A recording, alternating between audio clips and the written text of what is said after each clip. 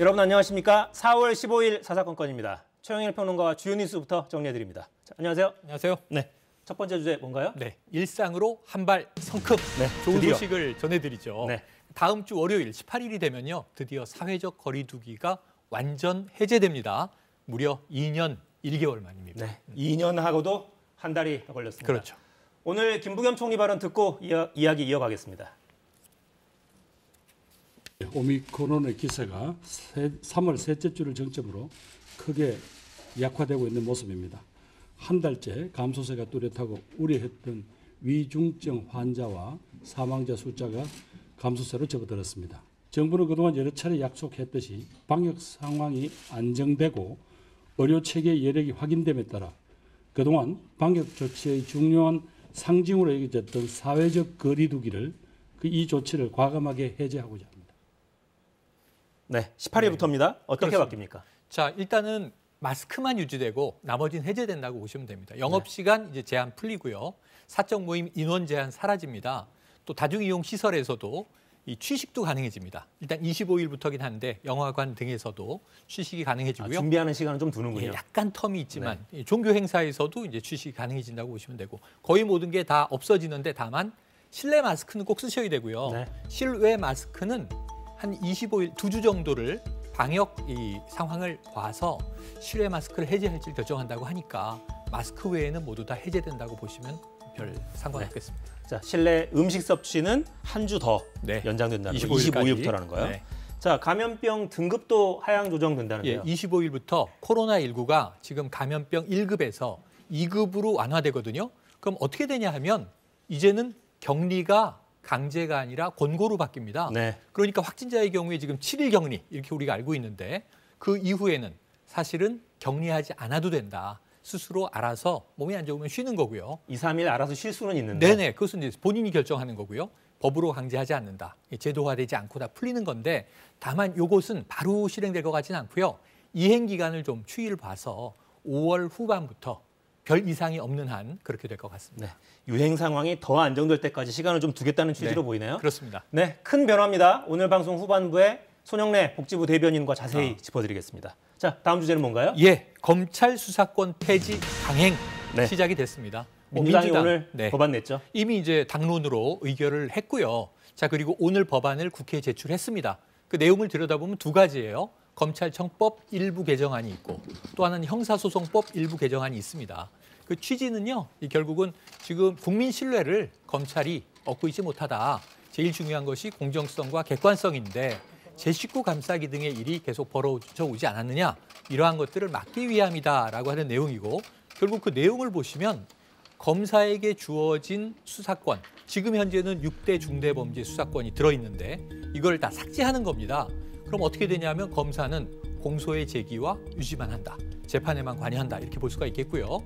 자, 이제 다만 그럼 이 빼낸 수사권은 어디로 가느냐. 이건 민주당도 숙제로 남아 있습니다.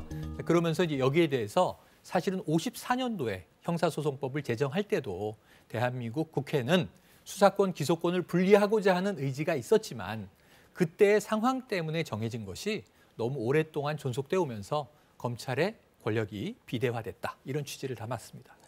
너무 늦어진 숙제를 푸는 것뿐이다. 이게 민주당 입장인데 그렇습니다. 국민의힘 생각은 전혀 다르고 검찰도 반발하고 있어요. 예, 뭐 김호수 검찰총장 연 이틀 국회를 찾았죠. 박병석 국회의장 면담도 요청을 했고요. 자, 이제 또 18일에도 다시 법사위에 출석할 예정으로 돼 있는데 아마 이게 지금 위헌적이다라는 주장을 계속하면서 검찰의 수사권을 빼내면 결국은 범죄자들만 이득을 보고 이 범죄 피해자들만 큰 손해를 본다. 이래서는 안 된다 하는 주장이고요. 국민의힘도 여기에 동조하고 있으니까 자, 일단 국회에 제출된 법안이 강행 처리가 될 것인지 법사위와 본회의에 이제 모든 관심이 쏠릴 것 같습니다. 네. 민주당의 시계는 5월 3일 마지막 국무회의에 딱 맞춰져 있습니다. 그렇죠. 흐름을 좀 지켜보시죠. 이 내용은 잠시 후에 여의도 사사건건 코너에서 여야 입장 자세히 들어보겠습니다. 자, 다음 주제는 뭡니까? 네, 우려 속 가입 결정인데요. 네. 뭐 가끔 들어보셨겠지만 이 경제 분야에서 CPTPP라는 게 있습니다. 이게 포괄적, 점진적, 환태평양 지역 동반자 협정인데요. 우리가 흔히 알고 있는 FTA하고 비슷한 건데 통으로 맺는 거죠. 네. 근데 여기는 11개 국가가 이미 들어 있습니다. 뭐 일본을 필두로 해서 멕시코, 캐나다, 또는 이제 그 외에 호주 등등이 들어있는데 규모가 큽니다.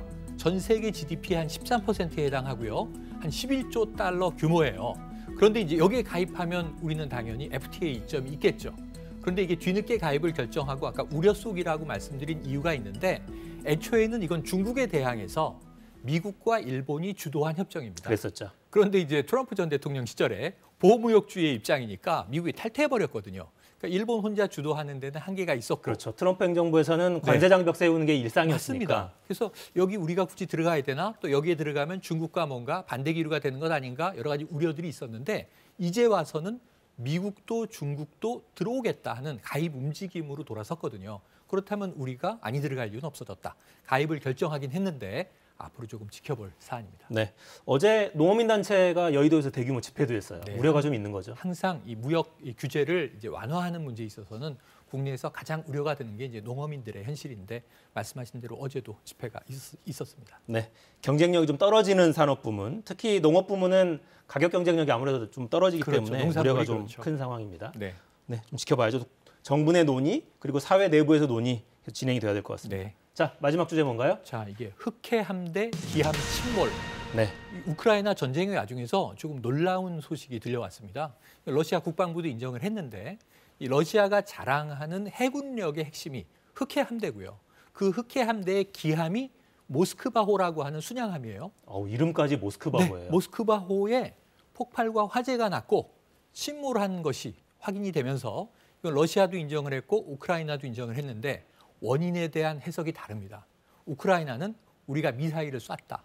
흑해 함대의 모스크바호를 침몰시켰다. 격침시켰다 우리가. 예, 이게 이제 우크라이나 입장이고요. 러시아 국방부는 전혀 그렇지가 않다. 내부에서 탄약 폭발이 일어났고 그래서 침몰이 된 건 맞는데 우크라이나의 공격에 의한 것이 아니다. 이게 어찌 보면 이제 체면 문제가 있겠죠. 네. 그런데 문제는 들으셔서 아시겠지만 두 개 중에 어떤 원인이든 러시아는 참 면목이 없는 상황이 됐죠. 그러네요. 스스로 발생한 사고라면 이 전쟁의 통제가 되는 거야? 이런 비난을 받을 수가 있고 우크라이나는 지금 군사력이 많이 약하고 미사일은 지원받은 지 얼마 안 된 신형입니다. 근데 이게 그렇게 정확하게 흑해 함대의 중심을 파괴했다면 자 이거 그럼 해군력이 어떻게 되는 건가? 러시아는 비난에 직면하고 있습니다. 네, 기함이면 함대 지휘관이 타는 그렇습니다. 지휘 선박이에요. 이게 지금 격침됐을지도 모르는 상황입니다. 자, 이 사건 관련한 미국 국방부 발표 내용 들어보시겠습니다. We cannot confirm the Ukrainian reports that it was hit by a missile, but we are also not in a position to refute that it could have been a Ukrainian missile which struck the ship. We just don't have perfect visibility on exactly what happened. We do believe that there was a significant explosion on this cruiser, the Moskva. 러시아 군대가 제공권도 지금 확보하지 못한 상태고 네. 재해권도 약간 좀 애매하게 가네요. 네. 그럼에도 불구하고 지금 이제 우려되는 것은 제노사이드, 민간인 집단 학살의 문제를 미국이 계속 주시하고 있는 상황이고요. 네. 또 돈바스 지역, 지금 마리오폴은 거의 점령 상황으로 흘러가면서 돈바스를 장악하는 것 아니냐. 그러면서 우크라이나는 계속 평화협정이 어렵다라고 이야기를 하고 있어서 전쟁 장기화에 대한 우려는 커지고 있습니다. 네, 자 여기까지 듣겠습니다. 최영일 평론가였습니다. 고맙습니다. 고맙습니다.